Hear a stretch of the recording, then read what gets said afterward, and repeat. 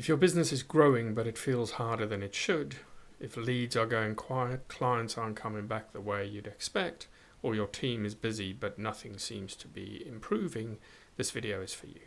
What I'm going to walk you through today are 15 questions that reveal exactly where your business is losing value.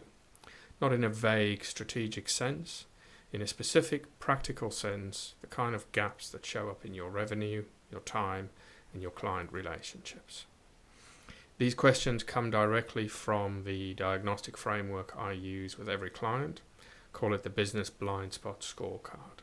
And by the time we've gone through all 15, you'll have a very clear picture of which part of your business needs the most attention right now. There are 4 sections: lead flow, onboarding, retention, and systems and operations. We'll spend a few minutes on each. Let's get into it. The first section is about lead flow. This is about how predictably and consistently new inquiries are coming into your business. So question 1, how consistent was your lead flow over the last 90 days?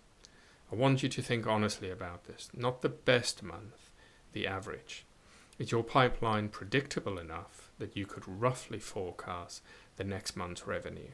Or does it feel random, good months followed by quiet ones with no clear reason why?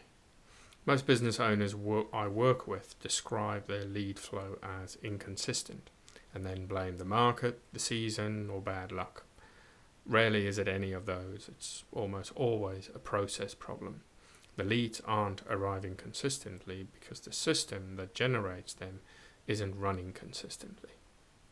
Question 2. Where are most of your leads actually coming from? Not where you think they're coming from, but where they really came from. If you can't answer that with confidence, you don't have a lead generation system. You likely have a collection of things that sometimes work. The goal isn't to be on every channel. It's to have 1 or 2 that you control and that produce results reliably. Question 3. How clear is your offer when someone lands on your website or profile?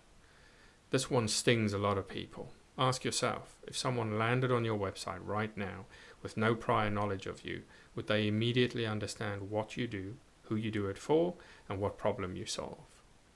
If the answer is probably, or I hope so, that's a lead flow problem hiding in plain sight.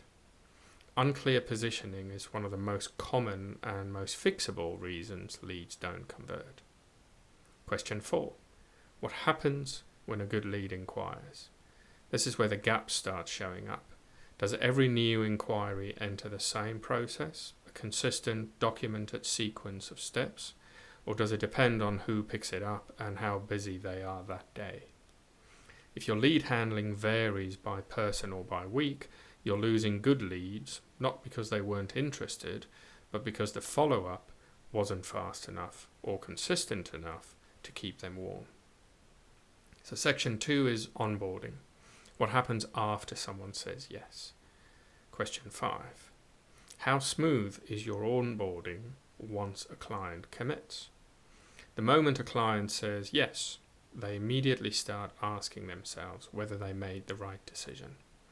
What happens in the first 48 hours either confirms that or quietly plants seeds of doubt. Think about your last 3 new clients. Did they all get exactly the same experience in their first week? Or did it vary depending on who was handling it and how busy things were? Question 6. Do you have a documented onboarding process? A pack, a sequence, a customer portal, anything? I'm not asking whether onboarding happens. I'm asking whether it's written down, consistent, and used every time. There's a big difference between we always do X and we have a document process for X. If the answer lives in someone's head, probably yours, that's a risk. It means your client experience is only as good as your memory and your availability. Question 7. How well do you set expectations at the start of a client relationship? Scope creep, difficult clients, and unnecessary back and forth almost always trace back to this one thing. Expectations weren't set clearly at the beginning. What you do, what they do, response times, scope boundaries, what success looks like. If these aren't agreed and documented up front, you'll spend the rest of the relationship managing that gap. Question 8. How confident are you that every new client gets a consistently great first week? This is a summary question for this section. Not a great first week sometimes, every time, with every client, regardless of how busy you are or who's handling it. If you can't answer that with genuine confidence, your onboarding needs work. And the good news is that it's one of the most straightforward things to fix. Section 3 is retention. This is where most businesses leave the most money on the table. Question 9. How intentional is your retention strategy? I want you to distinguish between retention that happens because you do great work and retention that happens because you have a deliberate system for staying in front of clients, adding value between projects, and making the next purchase easy. The first is fragile, the second is a business asset. Question 10. How do you track client satisfaction and spot the risk of churn before it happens? Most businesses find out a client is unhappy when they stop responding or when they move to a competitor. By then it's usually too late. The businesses that retain clients well have a simple system, a regular check-in, a feedback loop, something that tells them the health of each relationship before it becomes a problem. Question 11. How easy is it for a happy client to buy again, renew or upgrade? If a client wants to give you more money, how hard are you making it for them? Is there a clear next step, a defined offer, a natural progression? Or do they have to figure it out themselves, which most won't bother to do? Question 12.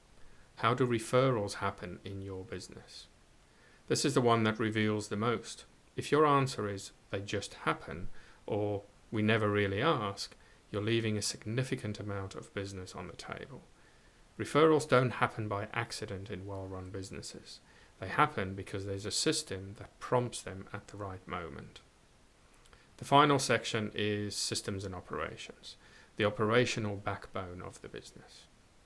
Question 13. How documented are your key processes? Lead handling, onboarding, delivery, follow-up. Are these written down in a way that someone else could follow them?